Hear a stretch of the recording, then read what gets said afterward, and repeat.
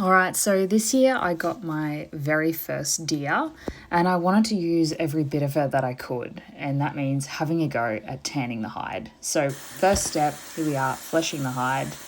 God, that took ages. It was such a bigger job than I thought. Then we go into removing the membrane. I used the gurney here and it worked really well. You can see there, those stringy bits is where the membrane is still on the skin. Once that was all done, it was time to give it a wash to remove the natural oils from the hair.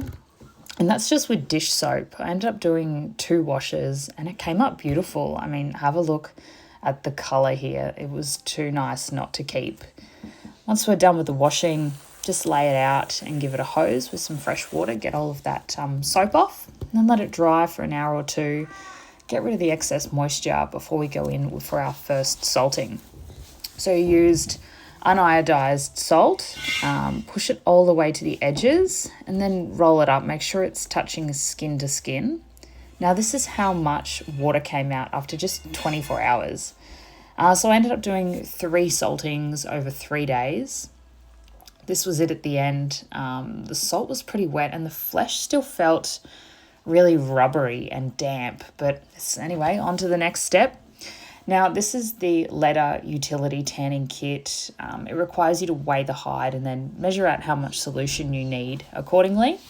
So here we go. We make the solution in about 10 litres of water and then pop the hide in. Now, it says it takes between 3 and 10 days for the tanning to work. So I just came down every couple of days and gave it a shuffle in the water to make sure every bit was submerged. And I ended up letting it go for the full 10 days.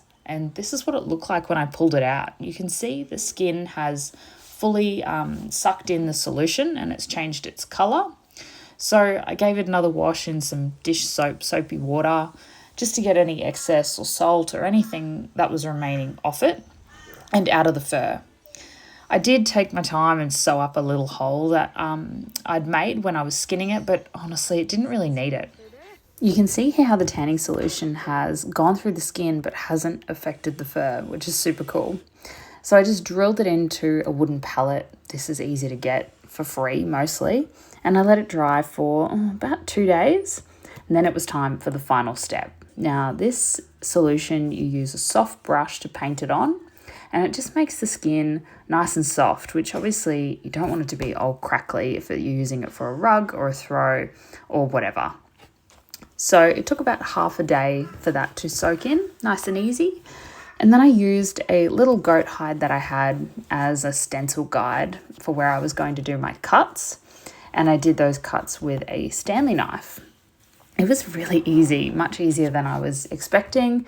And then at the very end, I used a pair of scissors just to tidy up any edges that maybe looked a little bit jagged.